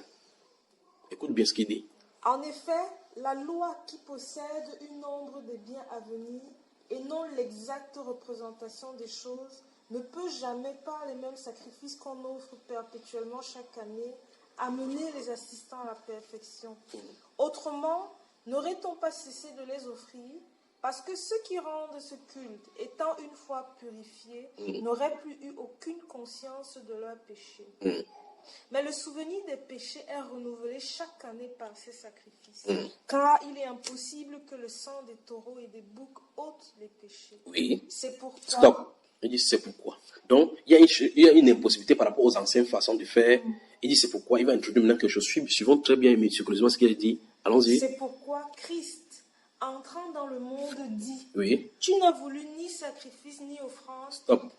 Est-ce que Jésus-Christ dans le berceau a parlé? Là, on a un problème. L'apôtre dit ici que c'est pourquoi Christ entrant dans le monde dit. Quand il est entré dans le monde. Quand? Dis-moi alors quand il est entré dans le monde. Il est né sur Marie, sous Ponce Pilate, non? Comme le catholique dit, crucifié, ressuscité le troisième jour. Dans tous les intervalles là. Il a dit ça où? Bonjour mon frère. Nous sommes là. Nous sommes en train de questionner les questionnements, d'accord? Où est-ce que Christ entra dans le monde? Parce qu'on dit, il dit, c'est pourquoi Christ entra dans le monde dit. Tu vois cela? Oh, Christ, Jésus est né sous Pilate, comment on dit? Mais est-ce qu'il y a un endroit où il a dit, ce qu'il va dire là maintenant? Tu n'as voulu ni sacrifice, ni holocauste, ni offrande, n'est-ce pas? Mais tu m'as formé un... Donc quand il entre dans le monde, il dit que tu m'as formé un corps. Où est-ce qu'il dit ça? À ton avis, ça se trouve où? C'est dans le psaume, n'est-ce pas? Si le psaume c'est écrit là-bas. Bon, est-ce qu'il est entré dans le monde là, à ce moment-là? Continuons seulement la lecture. Mais tu m'as formé un corps. Tu n'as agréé ni holocauste, ni sacrifice pour le péché. Alors j'ai dit, voici, je viens. Donc il a dit, je viens. Ok. Donc ça veut dire qu'il a nous raconter, c'est que quelque chose qui se passe dans une autre dimension. Il dit, ok, comme les sacrifices de taureaux ne peuvent pas résoudre le problème. Et voici, je viens. Bon, la personne qui nous raconte ce qui s'est passé en haut. Tu me suis? Ok. Mais le vrai problème, c'est que la personne qui l'écrit sur la terre, c'est David. C'est ça, tout à fait. David dit ses paroles. Puisqu'il a décidé David. Bon, David, donc, pendant que David a dit ces choses, parmi lesquelles ce qu'on dit qu'on a copié, ceux-ci étaient au pouvoir de l'esprit du sacrifice que la conversation qui était là-haut, là-bas. Tu vois? Continuons la conversation. Alors j'ai dit, voici, je viens. Dans le rouleau du livre, il est question de moi. Stop. Dans le rouleau? De quel rouleau? Donc il y a un rouleau au ciel. Il y a un rouleau là-bas. C'est pour ça que les noms, si ton nom n'est pas écrit là-bas, oublie l'affaire là. Parce que là-bas, on ne peut pas aller dire à quelqu'un que Michael, comme Dieu dort là, écris mon nom. Comme on négocie souvent ici, on écrit le nom dans les concours des gens là, tu vois un peu, où les gens passent des résultats de l'ENAM. Tu fais publier le matin, le soir, les résultats sont différents là. Donc, ça ne se pas. Bon, il dit dans le rouleau des livres, il est question de moi. Dans le rouleau des livres, là, parce que les livres c'était comme ça là. Donc quand tu déroules comme ça, c'est de lui dont il est question. Et vous sondez les Écritures, croyez avoir en elle la vie, c'est elle qui rend témoignage de moi. Donc les rouleaux l'indiquent. Bon, ces rouleaux-ci, dans ce rouleau-ci, il est dit, aucune parole de l'Écriture ne peut faire l'objet d'interprétation particulière, car les hommes, ce n'est pas par une volonté d'homme, aucune prophétie n'ait jamais été donnée, mais c'est poussé par le Saint-Esprit que les hommes ont parlé de la part de Dieu. Tous dont ont prophétisé, tous les prophètes ont annoncé ces jours-là. Esaïe a prophétisé sur moi, c'est sûr que j'ai prophétisé sur moi. Abraham, votre père, a vu mon jour. Bon, comme Abraham, votre père, a vu le jour de Christ là-bas. Le Sumérien, il a été où? Tu vois, hein? Donc, pour répondre à la question calmement, David, la Bible, Moïse et toute personne n'ont jamais copié, mais Satan a entendu le Congo, ça aussi, courir sur la tête, dit, pour essayer de créer des isanis plus tard et les religions. Voilà la réponse. C'est ça. Voilà. Donc, sur un autre plan, homme de Dieu, quand tu parles, c'est très facile parce qu'on a déjà des références. Je veux dire quoi? Je suis né au Cameroun, nous sommes nés au Cameroun. Même si on ne connaissait pas Dieu dans la profondeur, on connaît Dieu, on craint Dieu. Si tu parles à un occidental où je vis, tu lui parles comment? Puisqu'il ne reconnaît ni l'autorité de la Bible, il n'a pas ses histoires sur lesquelles... Il n'a pas le background. Il n'a pas la Bible, comme tu vas me dire, il va lire. On parle de Dieu à ces gens comment? L'apôtre Paul, mon grand frère, a dit que je me suis fait l'honneur d'annoncer Christ, mais il n'en avait pas été nommé. Y a-t-il des gens qui avaient cru? Oui, il y a des gens qui ont cru. Puisque à un moment donné, dans une autre vie, on voulait le chasser, il a dit, il voulait partir, il a dit que non, reste pas, car j'ai un peuple nombreux dans cette ville-là. Ils ne connaissent pas. Mais regarde le cas de Jonas, le prophète. Quand il refuse de partir à Ninive, il dit que il voit le gars pêcher, il dit que le type, si tu me donnes le jugement, il détruit les gens comme ça là. Donc si c'est que Dieu avait dit à Moïse là, que quitte devant moi, il détruit ces gens, j'ai fait un peuple. Avant que Dieu ne dise là pour le cadre des Jonas, il tentait de dire ça. C'est pour ça que Dieu le met sur les qui dit ça. Parce que c'était lui, il dit que Seigneur, si Dieu dit que Jonas, on fait comme un peuple, il dit que bombarde-les. Il pêche trop, c'est même quoi, tu vois. Pour Moïse, il intercède pour que Dieu ne fait pas. Pour l'autre là, il dit qu'il ne veut pas prêcher là-bas. Tu vas prêcher parce qu'il te connaît. Comme tu es ce que tu es là, on va te flatter là, tu vas accepter. Pas vrai? Après, quand Dieu les a touchés, il arrive là pour le cas là. Quand Dieu les a touchés, il a dit que je t'avais bien dit la fête. Je savais qu'on devait te flatter. Il savait que tu es Dieu, mais tu n'es pas ce qu'il disait. Et voilà, maintenant tu as accepté. Alors pour qu'ils ont péché contre toi, pas vrai? Maintenant, regardons les Ninivites. Qu'est-ce que Dieu dit? Il dit, mince. Dieu a fait comme ça, fait monter le raisin comme ça là. Après, 2 minutes plus tard, ça a fait. Le soleil a frappé sur son crâne comme ça, parce que là a commencé à délirer. Il dit, c'est quoi? Il dit, mais donc tu as pitié de ce Dieu qui est sorti en un jour là-bas. Et moi, je n'aurais pas pitié d'une ville de près de 5 000, 20 000 âmes. Écoute ça. Qui ne savent pas distinguer leur droite de leur gauche. C'est terrible. C'est-à-dire que quelqu'un a même mais en dedans, garde ça à l'esprit. On dit depuis le roi jusqu'au plus petit. Ils ne savent pas distinguer la droite de leur côté. Donc, ils pêchent sans se rendre compte qu'ils sont des péchés. Ils ne savent pas que la vie qu'ils mènent est mauvaise. Nous sommes dans ce même contexte-là. Quelqu'un qui ne connaît pas ce qu'il faut faire. Mais pourtant, si tu regardes, tu vas voir que la structure du royaume est bien structurée. Il y a des gars du corps qui reçoivent la formation militaire. Il y a des gens qui font des choses, il y a des gens qui donnent le conseil au roi. Mais tout ça, c'est dans le ténèbre. Tant que tu n'as pas Jésus, tant que tu n'es pas avec Dieu, tout ce que tu fais là-bas, c'est les ténèbres. Tout ce que tu fais, c'est les ténèbres. Mais Dieu, c'est Dieu qui dit aux prophètes qu'ils ne savent pas distinguer leur droite de leur gauche. C'est terrible. Donc tu me poses la question, si je suis avec les 60 qui n'ont pas ce background, place-toi du côté des Ninivites. C'est pour ça qu'ils vivent dans le péché. Ceux qui ne sont pas distingués justement leur droite de leur gauche, qui n'ont pas le background au moins chrétien ou bien connaissance des choses comme ça, ils ont beaucoup plus besoin de notre aide, de notre miséricorde, de notre prière. Tu comprends cela? Au moins, si je te dis, pour les Africains, comme tu as dit dans ton exemple, si je dis Jésus, tu sais qu'au moins quand tu es petit, on t'a dit que l'église est haute là-bas. Et donc, c'est pour ça que les Occidentaux peuvent dire que la religion, c'est l'opium, votre opium, c'est votre mbanga. Tu vois? Mais quand tu parles d'un Occidental, ils te croisent les pieds. Tu vois que dans leur religion, ils s'asseyent comme ça, même quand on prêche, ils croisent les pieds. Ils te regardent comme ça, ils bougent. Quand ça va pas, ils sont petits, un peu cigarette. Son discours me plaît beaucoup. Il appelle ton histoire là, ton discours. Tu vois? J'étais en Suisse et puis je causais avec un homme là-bas à la maison. Il ne voulait pas admettre qu'il est le chef de sa femme. Donc, il est capable, si sa femme le juive, il dit que sa femme est juive, il dit que je vais comprendre ce qu'il veut la comprendre. Donc, tu entends, c'est un scandale de l'autre côté-ci. C'est-à-dire que si ton père est juif, ton mère est juif, ton père, c'est que même si tu montes, tu descends, même si c'est le chef qui descend, il va dire c'est terminé, ça c'est n'entre plus dans ma maison, pas vrai? Il dit, ah oui, oui, je le laisse, c'est que je veux comprendre. Donc, tu comprends plus là? Pourquoi? Parce que le background l'a construit comme ça dans la société, tu ne peux pas lui en vouloir. Mais qu'est-ce qu'il faut faire? Il faut renverser ces raisonnements en amenant Christ, que la lumière soit là jusqu'à ce que ça frappe. Après, il commence à réfléchir que quelque chose ne va pas. C'est pour ça que des personnes, quand ils sont les intellectuels et les scientifiques, ils utilisent la science pour les mettre en désarroi. La science pour les mettre en désarroi. Sur le psaume 145, là, tu vas voir, ils ont des comptes là-bas. Quand Dieu dit qu'il souffle sur le froid, le vent impétueux obéisse à ses ordres. Il dit le vent impétueux obéisse aux ordres de Dieu. Le feu, les grêles obéissent à ses ordres. Dans le psaume 145. Donc vous avez vu que la neige, ça se fond comment déjà? Donc le soleil, ceci, fond. Quand ça fond, la glace fond, et puis ça descend l'eau. Tu vois, le scientifique, non? Oui, maintenant, je dis, ok, dans ce psaume 145 là, il a dit que les eaux, il y a les eaux en haut dans les cieux.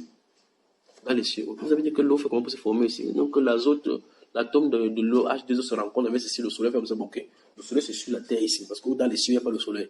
L'autre, ok, le soleil, dans les cieux là-bas, ça s'est formé comment? Tu vois? Pour le montrer clairement que leur raisonnement est humain, diabolique, terrestre. Il y a les eaux là-bas. Et la quantité d'eau qu'il y a dans les cieux est plus grande que ce qui est sur la terre ici. Parce que c'est une partie seulement. Parce que la Bible déclare quand il a divisé les eaux avec les eaux. Et il a créé les autres pour que les autres montent pour former la voûte du ciel. Et l'autre est resté sur la terre. Et là, il a amené la masse pour que la masse sorte. Donc la quantité d'eau qui est ici, parce que regarde la vaste étendue du terre, des ciels, alors que la terre n'est qu'une infime partie dans l'univers. Donc tu peux imaginer la quantité d'eau qu'il y a en haut. Je pose la question scientifique. Comment l'eau d'en haut là s'est formée? Vous êtes trop fort pour expliquer. On va dire que la pluie, c'est parce que l'évaporation, quand ça chauffe, il y a l'évaporation, ça se condense, la matière, quand ça pèse, ça fait pas, ça tombe sur le pied. Dieu dit qu'il appelle les eaux de la terre, et puis les arrose ici pour donner des grains aux fermiers. Pas vrai? Alors, ça dit quand il rencontre ces gens de sciences là, il va sur un terrain, nous on va jusqu'à ce que quand il concasse son cerveau, on le sort, il dit c'est pourquoi la Bible dit ceci. Frère Junior, ça veut dire quoi? Les ossements d'Australopithèque, tout ça, ont été retrouvés. Oui. C'est des inventions. Non, c'est pas des inventions, c'est vrai. Le problème, c'est quoi? Parce que ça montre que l'homme a une... Tu as vu pour l'homme? L'homme a une évolution. Non, c'est pas une évolution. Est-ce que tu as vu pour l'homme? Est-ce que tu as vu pour l'homme? Bon, je n'ai jamais vu. Il ne peut pas te montrer pour l'homme. Parce qu'en réalité, quand tu regardes effectivement la Bible dit clairement que Dieu a créé les animaux avant l'homme. Il y a des animaux qui la Bible parle d'homme n'existent plus, non? Il y a des hommes, les styles, catégories d'hommes qui étaient fameux sur la terre que Dieu a parlé, qu'il a détruit, qui n'existent plus, non? Ah, mais c'est Dieu qui dit.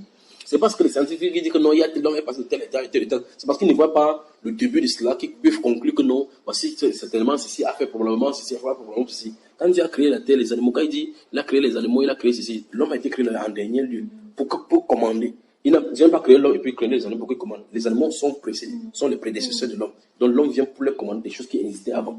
D'accord? Lesquels animaux? C'est en 2020 on continue à découvrir les nouvelles espèces d'animaux, non? Mais Adam a donné le nom à tous. des animaux qu'on ne connaît même pas, souterrains qui sont là, que Adam a donné le nom. Comment il fait pour savoir, connaître leur nom? D'accord? Donc, c'est pas la nature qui a fait, c'est pas l'évolution, c'est Dieu qui l'a fait. Qu'est-ce que tu veux dire? Que, par exemple, le squelette de Lucie, ou bien c'était des animaux, c'était pas des hommes? Quel homme? Lesquels? C'était les enfants d'Anak, si tu veux. Les enfants d'Anak, pas les enfants d'Adam de toutes les façons. Tu vas rester ici à Douala, tu vas voir. Donc tu vois que quand tu prends les sciences, c'est pour ça que il y a des enseignements qui avaient fait là-bas. La science, où êtes-vous? C'est répondre à cette question. Dieu dit, quand Dieu dans les Saintes Écritures, dans le de Job, que est-ce que tu vois l'autruche? Il dit, j'ai refusé l'intelligence. J'ai refusé l'intelligence. Qui dit refuser l'intelligence? Allez. Bon, l'autruche a fait quoi pour qu'il refuse l'intelligence? L'autruche est resté comme ça là. On a créé pas de l'intelligence. Tu le vois, il est long comme ça là. Il accouche, comme Dieu lui dit dans les Saintes Écritures, il met son truc comme ça, la fait comme ça. Après, qui a cassé les autres? Dieu dit que c'est moi qui lui ai refusé l'intelligence. Des questions? Et Dieu, la Bible déclare que Dieu fait toutes ces choses-là afin que l'homme ne puisse pas voir de quoi il est, savoir ce qui se passera demain et que l'homme craigne Dieu, qu'on le craigne. La Bible déclare qu'il est grand et puissant, redoutable, et sa grandeur est insondable. Si sa grandeur est insondable, un petit maigrichon, parce qu'il a fait 7 ans de philosophie, on a dit que non, il va questionner Dieu. Il va questionner les pensées de Dieu. Il faut remettre ces choses en raisonnement. Il ne faut pas admettre ces choses comme une parole d'évangile. La parole d'évangile, on ne remet pas en question. On croit, on la vit.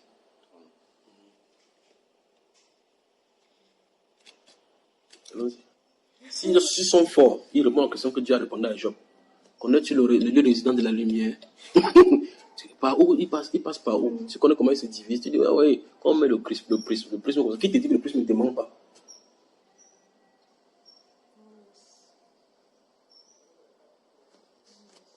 Des questions?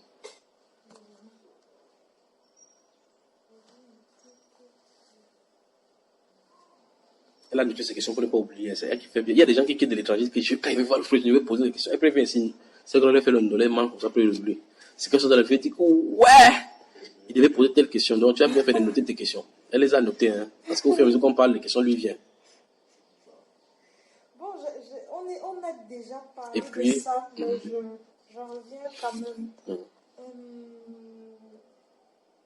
La Bible dit que c'est Dieu qui établit les rois. Il donne la domination à qui il veut. Bref, je sais un peu mal le passage, mais c'est un peu ça. Daniel chapitre 2, voilà. Verset 20 à 22. Et en même temps, on dit, et je pose la question par rapport à ce qui se passe aux États-Unis, et en même temps, on dit, priez pour que tel soit établi. Telle personne, parce que si vous vous amusez là... Tu vas lire, vous allez lire... Voilà. Bon, finalement, qui établit nous? C'est Dieu. Je pose la question. Ça, c'est sur le plan humain, c'est pas très grave. Ouvre Matthieu chapitre 6.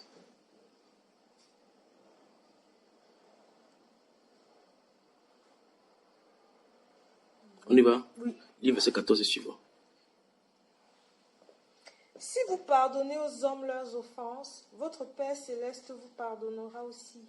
Mais si vous ne pardonnez pas aux hommes, votre Père ne vous pardonnera pas non plus vos offenses. Saute le verset 16. Lorsque vous jeûnez, ne prenez pas un air triste, comme les hypocrites, qui se rendent le visage tout défait pour montrer aux hommes qu'ils jeûnent. Je vous le dis en vérité, ils reçoivent leur récompense. Oui. Mais quand tu jeûnes, parfume ta tête et lave ton visage, afin de ne pas montrer aux hommes que tu jeûnes, mais à ton Père qui est dans le lieu secret. Oui. Et ton Père qui voit dans le secret te le rendra. Bon, avant de jeûner, il ne sait pas ce que tu veux.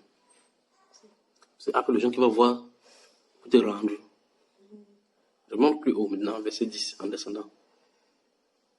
Verset 10. Que ton règne vienne. Qui? Que ton règne vienne. Vraiment encore plus haut. Verset 6. Mais quand tu pries, entre dans ta chambre. Non, va au 5. Lorsque vous priez, ne soyez pas comme les hypocrites qui aiment à prier debout dans les synagogues et au coin des rues pour être vus des hommes. Je vous le dis en vérité, ils ont leur récompense. Continue.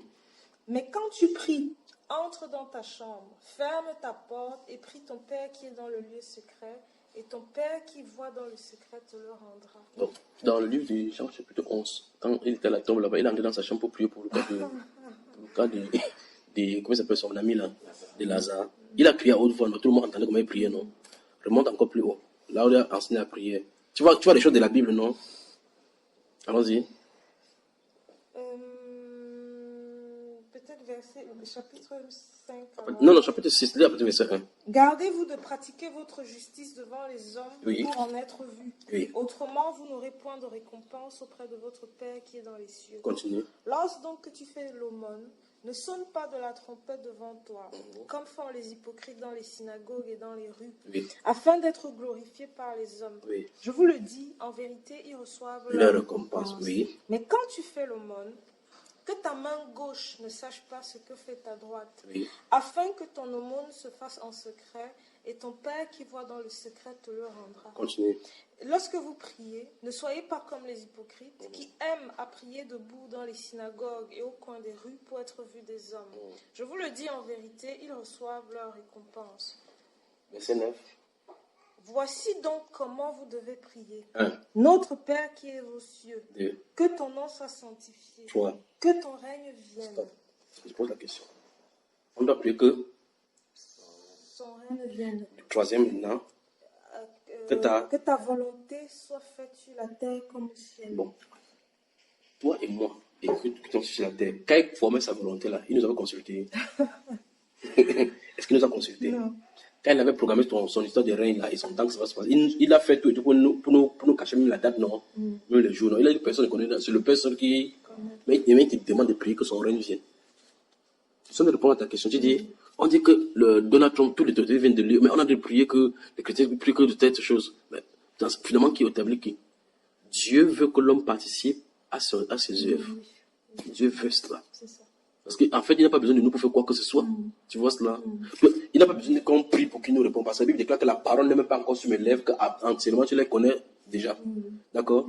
Quand il dit de David, quand David dit dans Psaume 139 que lorsqu'une masse informe, tu me voyais, tu m'as consolé dans le ventre de ma mère, tu avais, mais sur ton livre était écrit tous les jours avant qu'elle n'existe. Donc tout ce que tu vas faire, Dieu ne reste pas comme ça, tu dis que Seigneur, tu dis, hein, je veux manger. Il dit, ah bon, hein? Non. Toutes choses, il les a ordonnées. Donc quand Dieu dit que ton règne vient, bon, si on ne prie pas, son règne ne va plus venir. Donc si on ne prie pas que le Seigneur revienne, La Bible déclare dans l'Apocalypse chapitre 22 que l'Esprit et l'épouse disent viens, et que celui qui entend dire viens Seigneur Jésus, Maranatha. C'est-à-dire que le Seigneur vient. Donc, okay, si on ne dit pas, il ne viendra pas. Est-ce qu'il ne viendra pas? Donc la volonté de Dieu s'accomplirait de toutes les façons. Quand la Bible déclare, quand la Bible déclare qu'on prie ainsi, c'est pour nous inciter à avoir la pensée sur ces règnes-là, pour savoir que nous sommes des collaborateurs avec Dieu. Dieu veut la collaboration. Et ceux qui entendent, sinon, comment tu vas dire à Moïse que si c'était comme ça, si toi tu es là, il te dit que comme tu as de partir comme ça, aucune voiture ne doit te prendre. Si tu me connais et que tu sais que non, si il dit ça, c'est vrai, on n'a plus sorti. Si tu sors seulement pour aller tester une voiture, après il dit tu vas revenir, c'est ça que tu vas sauf revenir. Bon, quand tu vas dire comme ça, là, c'est te dire comme ça, dire ok, à quoi bon on doit aller jouer? Ou bien si quelqu'un veut jouer un match de qualification, il va dire que vous montez, vous descendez, vous allez perdre par 8 buts à 0. C'est là que tu vas voir quelqu'un va dire que non, moi je ne vais pas me souffrir dans le stade parce que même si on ne va pas jouer, on va perdre 8 buts à 0. Quand c'est dit comme ça, pas vrai? Ok, maintenant écoute-moi très attentivement. Quand on dit comme ça, la personne dit ok, je ne peux plus faire autrement. On ne peut plus faire autrement, pas vrai? Parce que c'est décidé ainsi. Quand Dieu dit que prier que mon règne vienne, il veut tout simplement qu'on participe à beaucoup, sache qu'en fait, il te donne le renseignement que ça va s'accomplir. Et heureux ceux qui participent à ces œuvres. D'accord, mon cher? Mais justement, je profite de ça. Il t'a dit vous allez perdre par 8 buts à 0. Y a-t-il aucun recours? Bon, maintenant, là, il faut maintenant savoir si ça a été arrêté ou c'est pas arrêté. Si c'est arrêté, tu ne peux rien faire. Comme par exemple, c'est arrêté que Jésus-Christ reviendra. Tu vois, ça ne peut pas changer. Mais c'est pas arrêté que tu ne dois pas te marier avant de quitter la terre. Il s'est ouvert. Parce que ce n'est pas une prophétie biblique qui traite dans la divinité, dans la souveraineté de Dieu, dans l'éternité. Toutes les choses qui ne sont pas de l'éternité, on peut changer. Justement, ça me permet de poser une question, mais là, elle est vraiment intime. Oui. Mais j'ai pas de...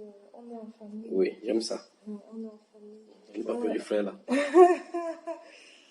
J'ai... Il dit qu'il n'est pas ton frère. Tu as tout ce qu'il a dit. Donc il n'est pas ton frère. Si tu le frère de Julien, C'est que c'est tu es que mon je sois en frère. sécurité. Je me plaignais un peu auprès d'un frère qui a aussi un peu de vision, de prophétie, des trucs comme ça. Et je lui disais, mais pourquoi mon mariage tarde alors que Dieu voit que je suis assez disciplinée? Et il m'a dit que, bon, mais c'est vrai, hein, dans mon parcours d'enfant de Dieu, il y a une période où je n'ai pas été très sage. Voilà. Et il me dit donc que c'est cette période-là qui fait que Dieu dise aussi que attends un peu. Bon, je ne sais pas si c'est des positions que Dieu a souvent. Et je ne sais donc pas si quand Dieu lui te dit de pardonner, d'oublier, mais lui n'oublie pas. Dans certains cas, Dieu garde rancune. D'autres personnes encore, il ne garde pas rancune, d'accord? Lui garde rancune. S'il ne gardait pas rancune, ça ne peut pas tuer nos ennemis.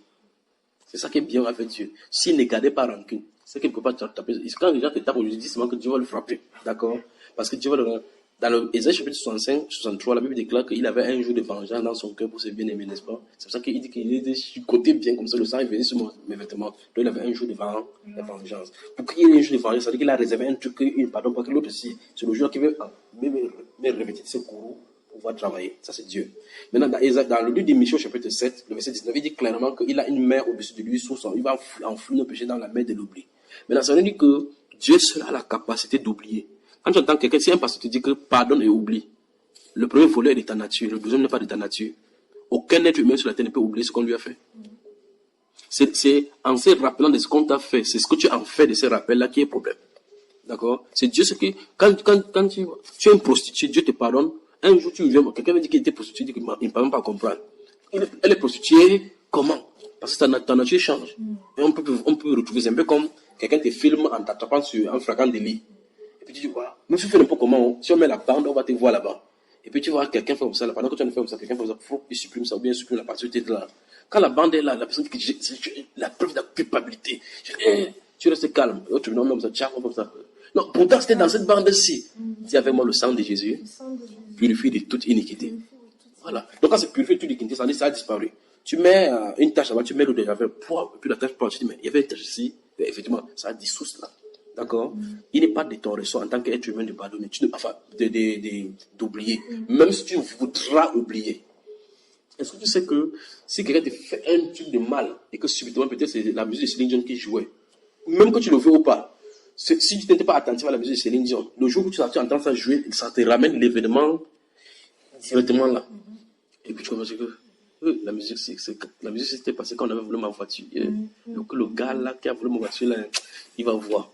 Tu vois que quand la musique t'a fait revenir le gars encore en scène et tu as dit qu'il va voir. Mais pourtant la musique t'a seulement rappelé. C'est toi qui as continué dans la scène pour encore maudire le garçon. Tu me suis? Donc en temps normal, le pardon est du ressort de l'homme. L'oubli n'est pas du ressort de l'homme.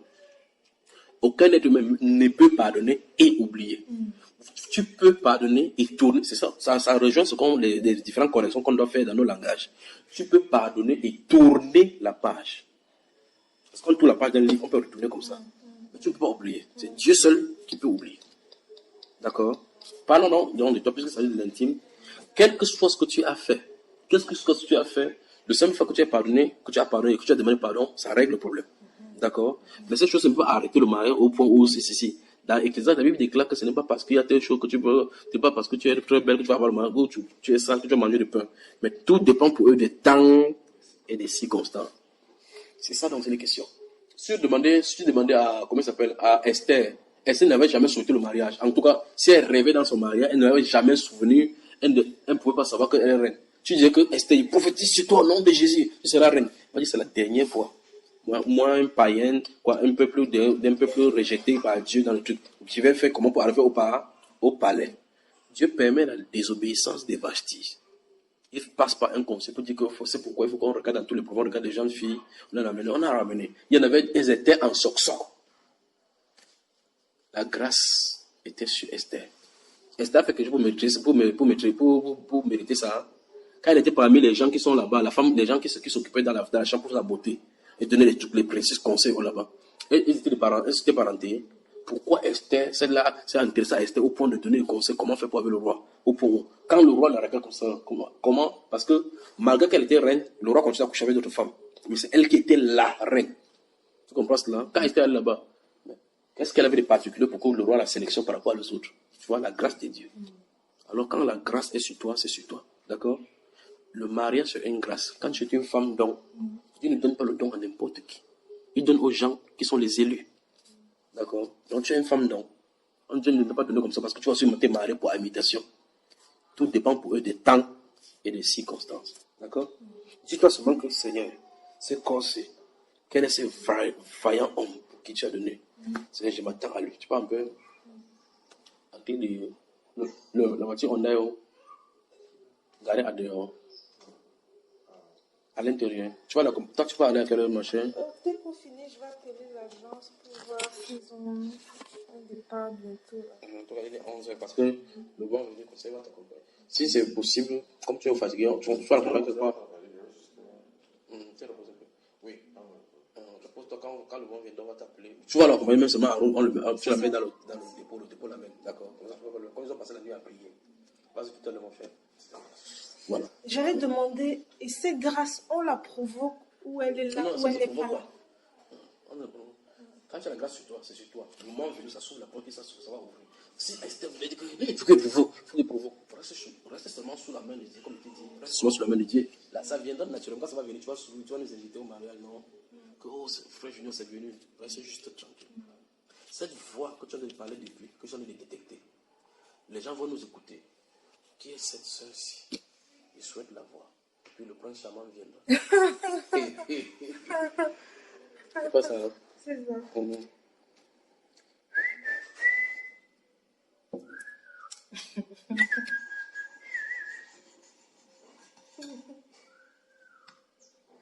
Tu vois comment elle m'a abandonné ici. Elle est venue faire ce qu'elle sait faire, servir. Elle nous a mis dans les problèmes encore, et puis elle part. Elle nous a fait du bien. Eh bien, depuis, tu ne manges même pas. Si, je crois que je suis même la seule qui mangeait véritablement. Toi, tu parlais, il écoutait et moi, je mangeais. C'est ça. Allez dormir un peu. On continue et bien on prend une pause. Une petite pause. Une petite pause. Une pause, c'est une pause. Et qui se pose, à la pause s'expose à une dose.